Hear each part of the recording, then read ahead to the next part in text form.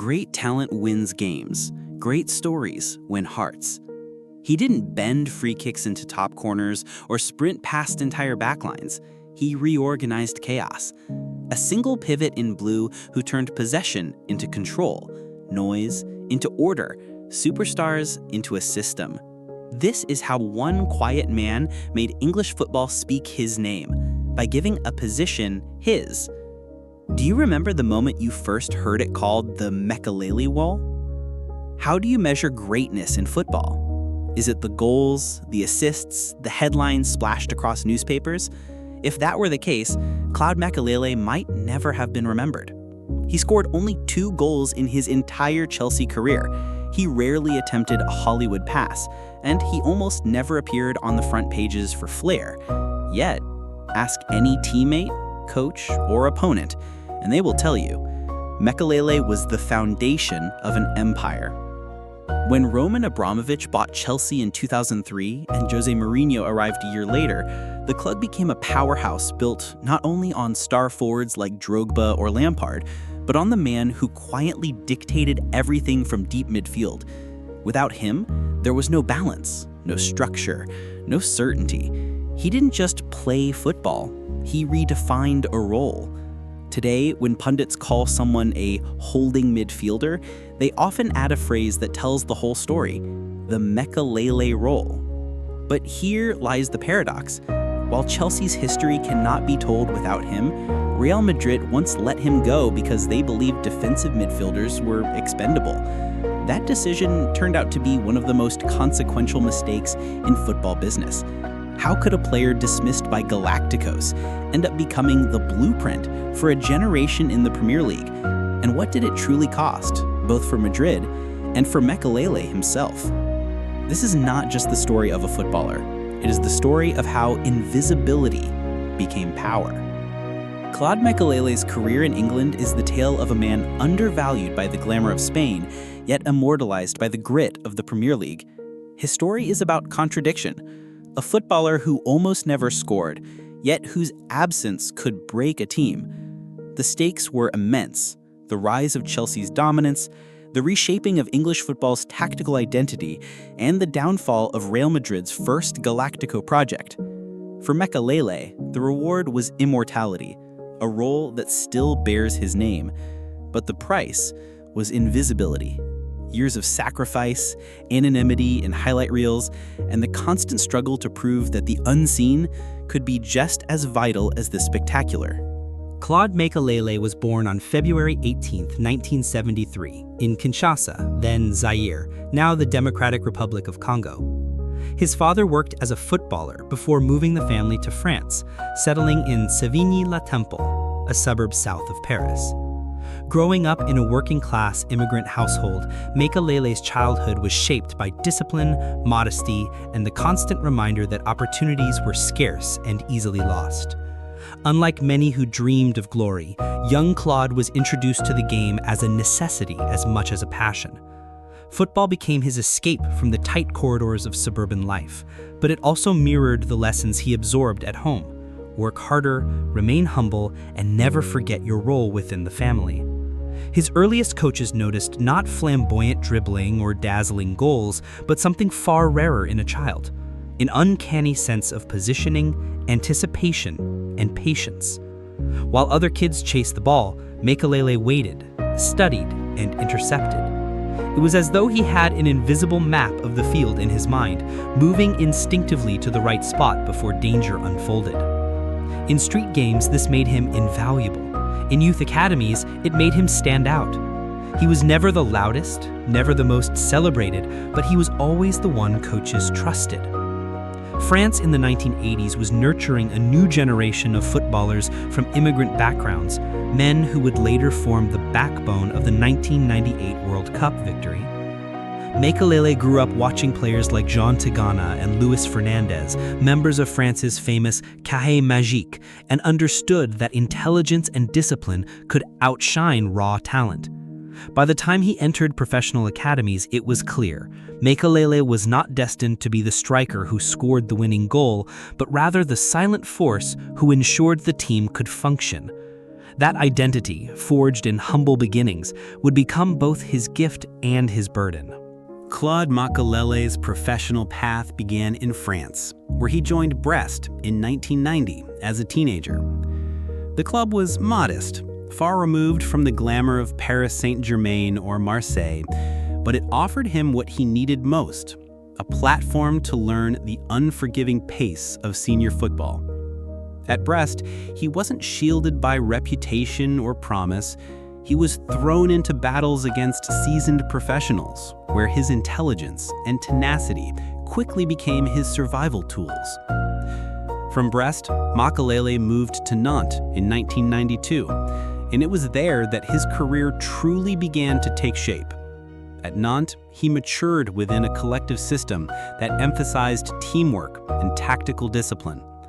Surrounded by future stars such as Christian Carambeu and Patrice Loco, Makélélé honed his craft in a team that punched above its weight in Ligue 1. By the mid-1990s, Nantes had become one of the most admired sides in France, culminating in their Ligue 1 triumph in the 1994-1995 season. Though Makélélé wasn't yet the finished product, his tireless work in midfield made him indispensable to that success. In Nantes, he learned that football wasn't always about what the crowd saw. It was about the unseen geometry of the pitch, the balance of attack and defense. Coaches praised his discipline, his ability to cover spaces, and his willingness to sacrifice his own game for the system. Teammates relied on him not for goals, but for stability. Slowly, he was becoming the archetype of the invisible wall. By 1997, Spanish scouts had taken notice. Celta Vigo brought him to La Liga, where his understated brilliance began to attract wider attention.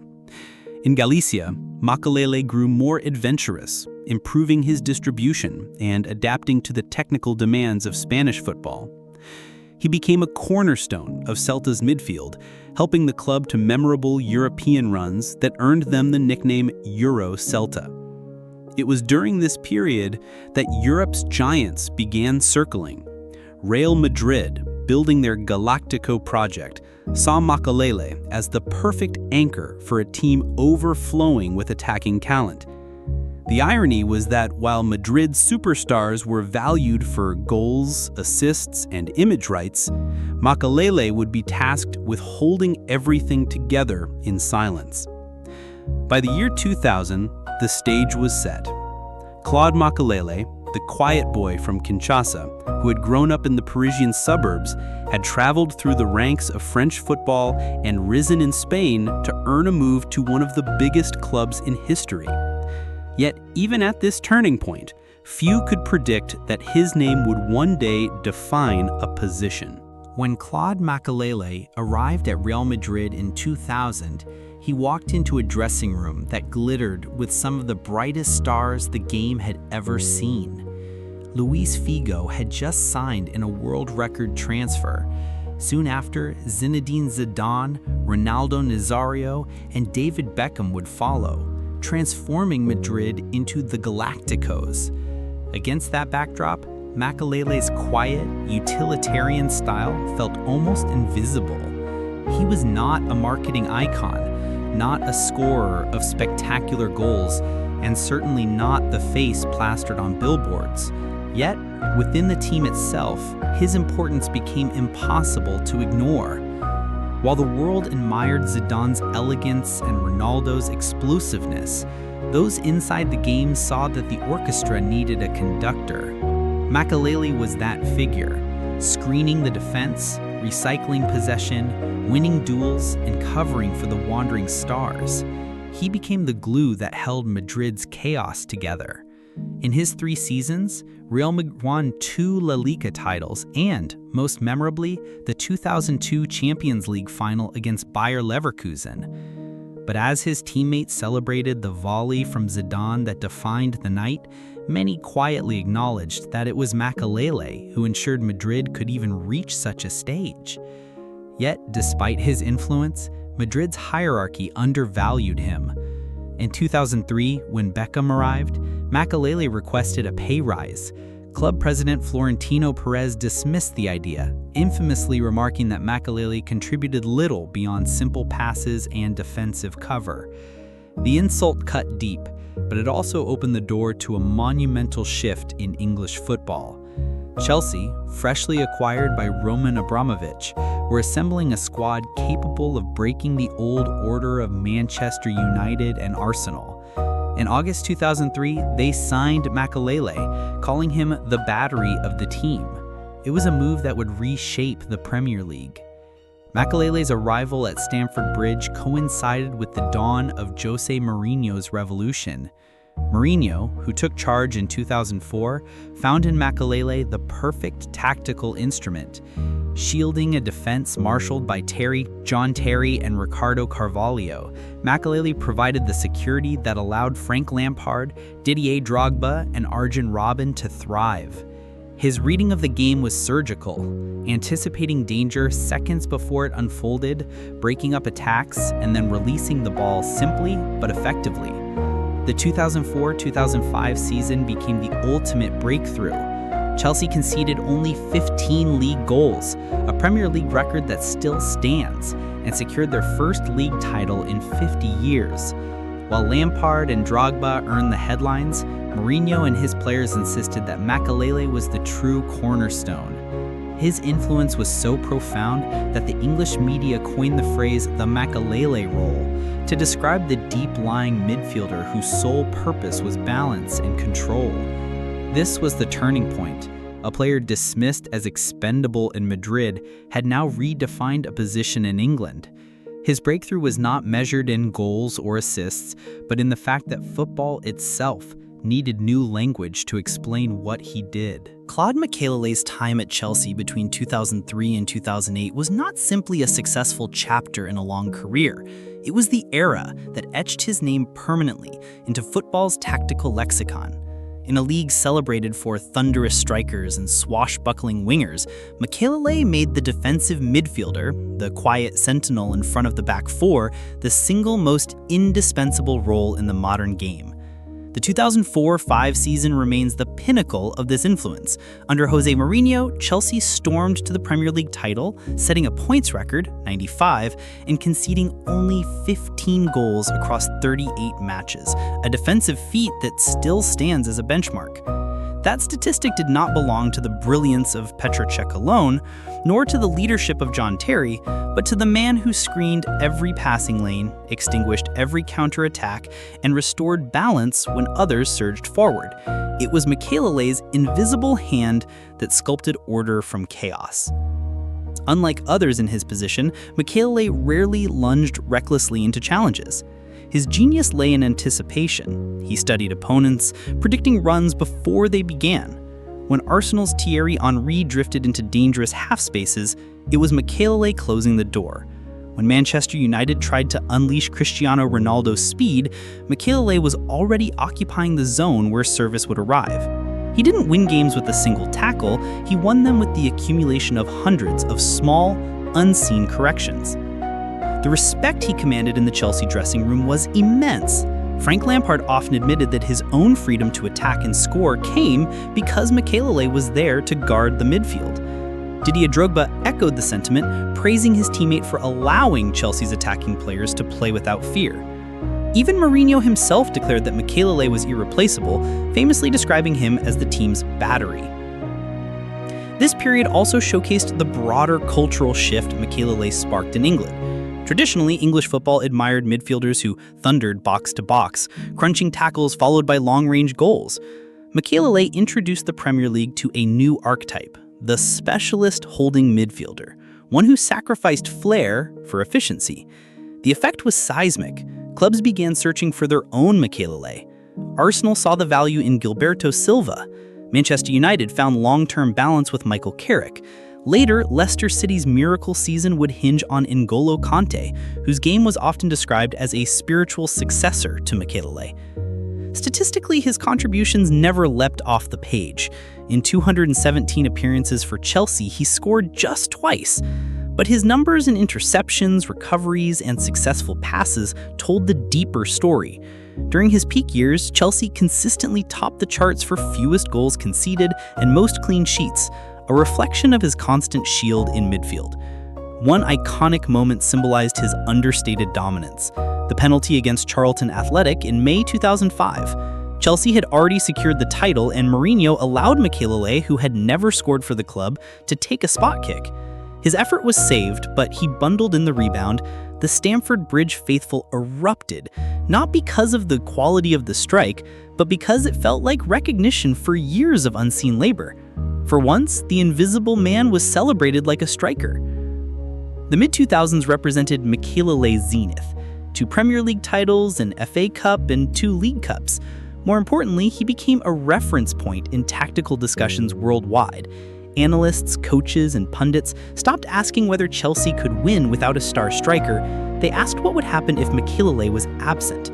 That was the ultimate measure of his importance, when absence defines presence. By the time he approached his mid-30s, his legs inevitably began to slow down. Younger midfielders with more stamina entered the scene. Yet, even as physical decline crept in, his intelligence and positioning kept him relevant. He wasn't just a defensive midfielder, he was a teacher, a model for the next generation. Makélélé's peak was not simply about Chelsea winning trophies. It was about a paradigm shift.